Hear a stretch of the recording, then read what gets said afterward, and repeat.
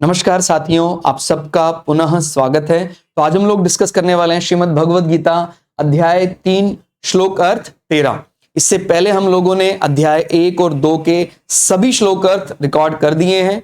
आप में से कोई भी व्यक्ति भगवद गीता को सरल हिंदी भाषा में समझना चाहता है, आप हमारे चैनल को सब्सक्राइब कर सकते हैं। आपको दोनों ही चैनल सनत वाजपेयी और श्रद्धा एस्ट्रो ज्योतिष में भगवद गीता की प्लेलिस्ट मिल जाएगी। तो आइए चलते हैं, आज का श्लोक अर्थ समझते हैं। यज्ञ से बचे हुए अन्न को, यानी हम सीधा पहले अर्थ समझते हैं, उसके बाद उसको एक्सप्लेन करेंगे। यज्ञ से बचे हुए अन्न को खाने वाले श्रेष्ठ पुरुष सब पापों से मुक्त हो जाते हैं, और जो पापी लोग अपना शरीर पोषण करने के लिए ही अन्न पकाते हैं वे तो पाप को ही खाते हैं। तो दिखने में ऐसा लग रहा है जैसे केवल खाना पकाने की ही बात हो रही है, लेकिन ये केवल पकाने तक सीमित नहीं है। संसार से जो भी हमें मिल रहा है वो सब अगर संसार को ही अर्पण कर दिया जाए, उससे हमारा भी अर्थोपार्जन और कामना पूर्ति तो हो ही जाएगी। लेकिन अगर केवल वो संसार से मिलने वाली वस्तु हम अपने लिए रख दें तो बहुत बड़ा दोष, इसको क्या कह रहे हैं, वो पाप को ही व्यक्ति खा रहा है। ये केवल भोजन तक सीमित नहीं है, कोई भी कर्म हम संसार में कर रहे हैं। ये तीसरी पंक्ति अगर पढ़ें, संसार से मिली वस्तु को अपने भोग में लगाने पर आत्म जागरण नहीं हो सकता। आप चाहते हैं कि मुझे आत्म साक्षात्कार हो जाए, मुझे शरीरी समझ में आ जाए, मुझे परमात्मा मिल जाए, तो जो संसार से मिल रहा है, हमारी जो सोच है उसको वही समझना है कि भाई, क्योंकि आत्मा तो निर्लिप्त है संसार के सारे वस्तुओं से, उसका कोई असर ही नहीं पड़ता, इसलिए संसार की वस्तुओं से आत्मा को समझ पाना असंभव है। लेकिन वो कैसे संभव है, कितना कितना गूढ़ रहस्य समझ में आ गया कि हम संसार की वस्तुओं के जरिए आत्म जागरण, आत्मा को नहीं पा सकते हैं, शरीर को नहीं पहुंच सकते। लेकिन यदि वही वस्तुएं संसार की संसार को अर्पण कर दें, इस भावना से कर्म करें, तो फिर हमारा आत्म जागरण संभव है। तो ये बहुत बड़ा सीक्रेट हमें समझ में आया। संसार से मिली वस्तु को अपने भोग में लगाने पर आत्म जागरण नहीं होगा। आप समझ रहे हैं, इसी को बोल रहे हैं कि भाई ये आप कर्म बंधन में बंध गए भाई, क्योंकि आपने उसको अपने लिए लगा दिया और आपने उसको सेवा स्वरूप संसार में लगा दिया, तो आपका तो अर्थोपार्जन होगा ही होगा। आप संसार के चक्कर से भी मुक्त हो जाएंगे। ठीक हो गया? तो इस बात को समझना है, हम संसार की वस्तुओं से भव सागर से पार नहीं हो सकते, लेकिन कैसे पार हो सकते हैं, ये सीक्रेट अभी हमें समझ में आया कि जब हम उन वस्तुओं का संसार सेवा रूप में इस्तेमाल करते, तो फिर जो बच जाता है वो हम प्रसाद स्वरूप, भाई जिस प्रकार से अगर आप घर में भोजन बनाते हैं, तो अगर बोलते हैं केवल इस विचारधारा से भोजन बनाया जा रहा है, आज मैं खाऊंगा, आज मैं खाऊंगा, तो केवल मेरे लिए उस भोजन को पकाने से आप कर्म फल बंधन में फंस जाएंगे। लेकिन अगर आप कहें नहीं, मैं तो भगवान के लिए प्रसाद बना रहा हूं, प्रकृति, भगवान यानी प्रकृति की सेवा के लिए प्रसाद बना रहा हूं, मैं भगवान का भोग लगाऊंगा, मैं गौग्रास निकालूंगा, मैं पक्षियों को भोजन दूंगा, उसके बाद जो कुछ बचेगा वो प्रसाद स्वरूप मैं खाऊंगा। कितनी अच्छी विचारधारा है। तो इस कर्म से आप कर्म बंधन में नहीं फंसेंगे। ये दो देख रहे हैं आप, दोनों में व्यक्ति को भोजन मिला। पहले कर्म में भी व्यक्ति को भोजन मिला, दूसरे कर्म में भी व्यक्ति को भोजन मिला, लेकिन दूसरे व्यक्ति जो दूसरा कर्म है वो भोजन भी देगा और उसको परम पद भी दे देगा।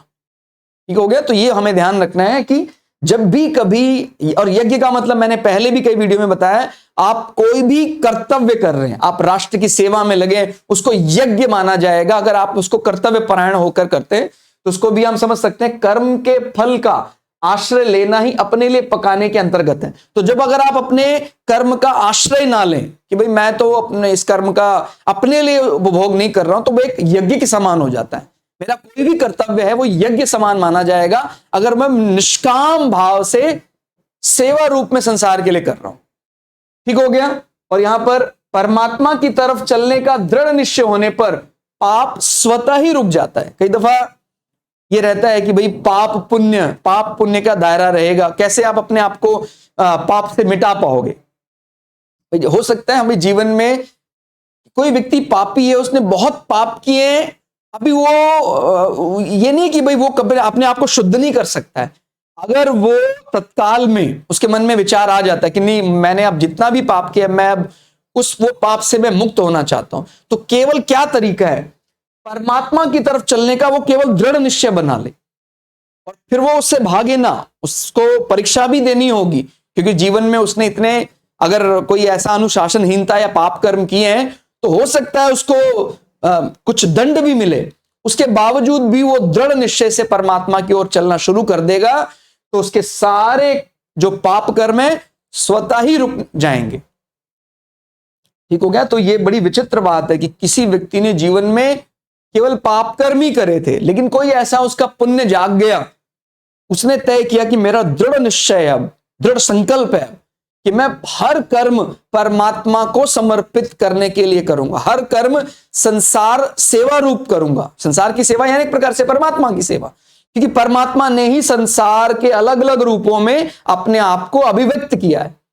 ठीक हो गया। तो जब इस भावना से व्यक्ति करना शुरू कर देता है तो उसके कितने ही बड़े बड़े पाप कर्म हैं, वो उसका फल स्वतः नष्ट हो जाता है। ठीक हो गया।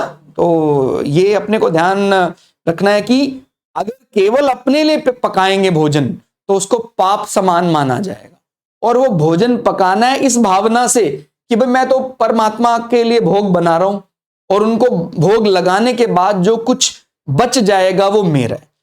इसमें ये ऐसा नहीं कि आपको कुछ मिलने वाला नहीं है, आपका सारा अर्थोपार्जन, आपका सारा कामना पूर्ति यहां होगा ही होगा, लेकिन भावनाएं यहां बहुत ज्यादा मायने रखती है कि किस भावना से वो आपने वो कार्य किया है, वो आपने वो कर्म किया है।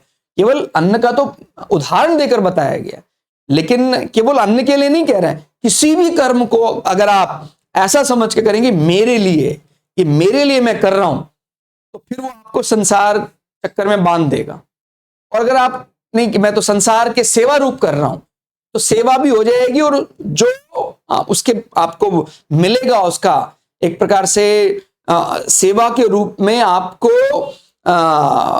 सदा के लिए संसार से छूटने का एक बहुत बड़ा अवसर प्राप्त हो जाएगा। ठीक हो गया। तो प्रकृति कभी अपनी सेवा रखती नहीं है। जैसे हम कभी कहीं लेबर करते हैं कोई, तो वो उसका जो मानदेय आपको जरूर मिलता है। इसी प्रकार से प्रकृति के लिए अगर आपने सेवा की है, ये तो बहुत विचित्र बात है, बहुत गूढ़ बात है कि हम संसार की वस्तु, संसार की बुद्धि, मन, ये सब संसार के माने जाएंगे। मेरे शरीर में बुद्धि, मन, ये सब संसार के विषय हैं, इनसे परमात्मा को प्राप्त नहीं कर सकते। लेकिन अभी हमने यहां ये लिखा कैसे प्राप्त कर सकते हैं। यदि वो संसार की वस्तुएं समर्पित करके कार्य करें तो फिर संसार की वस्तु भी परमात्मा से मिलन का कारण बन जाएंगे। ठीक हो गया। तो यज्ञ जो भी आप कर्तव्य कर रहे हैं समर्पण करके करना है, और भोग लगाने के बाद जो बचा हुआ भोजन है या जो भी अलग अलग प्रकार का जिस भी कर्म में आप लगे, आपने कोई भी ड्यूटी की, पहले आपने समाज के लिए की, उसके बाद वो ड्यूटी, वो कर्तव्य अपने परिवार के लिए, अपने लिए किया, तो फिर वो तो आपको जन्म जन्मांतर के चक्र से छुटाने वाला है। लेकिन आपको लगा कि नहीं, ये तो सबसे पहले मुझे अपने परिवार के लिए करना है, मुझे अपने लिए करना है, तो फिर ये बांधने वाला कर्म होगा और इससे आपको पाप लगेगा। ठीक हो गया। सब पापों से मुक्त तभी हो सकते हैं जब आप संसार के लिए करें। और जो पापी लोग अपने शरीर पोषण करने के लिए अन्न पकाते हैं, तो कई दफा ऐसा रहता है कि सर ये हम क्या भोजन कर रहे हैं, अपने लिए कर रहे हैं, तो उसमें क्या गुनाह है।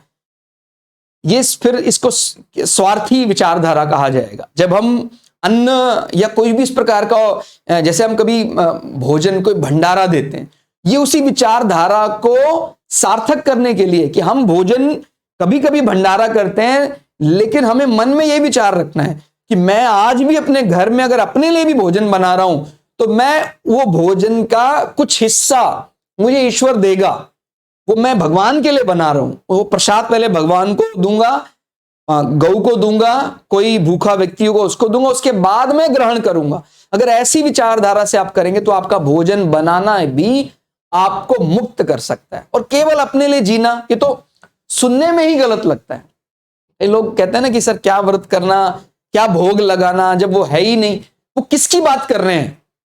हम यहां पर अभी साकार निराकार को समझाने नहीं आए हैं, हम तो प्रकृति को समर्पण करने हैं। प्रकृति के लिए कोई ना कोई तो सामने होना चाहिए भाई, किसको हम संधान करके किसकी आराधना करें। तो उसके लिए एक हमने मूर्ति बना ली, उस मूर्ति को हम समर्पित करते हैं कि भाई आपको हमने भोग लगाया।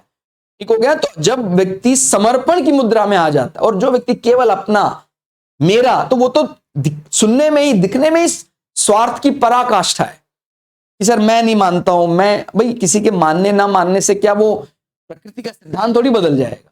इसीलिए जो अपना सच्चा हित चाहता हो उसको माया जाल से बचते हुए, ये सब माया जाल ही मानते हैं क्योंकि वो उसको भी हम अलग नहीं मान सकते, वो भी ईश्वर ने ही रचा है। माया जाल आपको कई दफा ऐसा परेशान करता है, आपकी परीक्षा ली जाती है। जब कोई व्यक्ति भक्ति के बहुत नजदीक चलने लग जाता है तो हमारे साथ में सामने ऐसे व्यक्ति आ जाएंगे, आपको बोलेंगे नहीं इससे कुछ प्रयोजन नहीं है, इसका कुछ फायदा नहीं होता है। आपको उस परीक्षा से बचना होता है। अगर आप पुराणों में जो कथा आती है राजा बलि की, राजा बलि किस प्रकार से जब भगवान सामने आ गए वामन अवतार लेकर, माया रूप में उनके सामने कई ऐसे धर्म संकट आ गए। पहले गुरु ने उनको बताया कि भाई ऐसा नहीं हो सकता है, उसके बाद उनको उनके मंत्रियों ने भी इस प्रकार से आगाह किया। सब कुछ होने के बाद भी इतना डर उनके सामने पैदा किया, उसके बाद भी वो रुके नहीं कि नहीं मुझे तो अगर वो साक्षात विष्णु ही हैं तो फिर मुझे उनकी आराधना करनी है, उन्होंने जो मुझसे मांगा है वो मुझे देना ही है। तो फिर उनको वो पद प्राप्त हुआ जो देवताओं को भी दुर्लभ है। तो अपने को भी ध्यान रखना है, जब आप बहुत नजदीक जाने लग जाते हैं आत्म जागरण के तो आपकी परीक्षा होगी। ऐसा नहीं कि बिना परीक्षा के आप पास हो जाएंगे, परीक्षा होगी।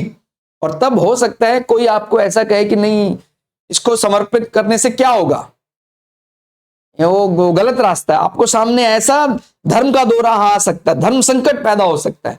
तो फिर आपको इसलिए देवताओं से सदा ये प्रार्थना करनी चाहिए, परमात्मा से सदा ये प्रार्थना करनी चाहिए कि अगर कभी भी धर्म संकट आए तो आप ही पार लगाना, आप ही मेरी बुद्धि में वो विचार डालना ताकि मैं उस धर्म संकट से सही रास्ते पर निकल पाऊं। ठीक हो गया। तो आज के श्लोक अर्थ में फिलहाल इतना ही। श्लोक अर्थ आपको कैसा लगा कमेंट करके जरूर बताइएगा। मिलते हैं अगली क्लास में, तब तक के लिए जय श्री भगु पराशरा, जय श्री शुक्राचार्य, नमस्कार।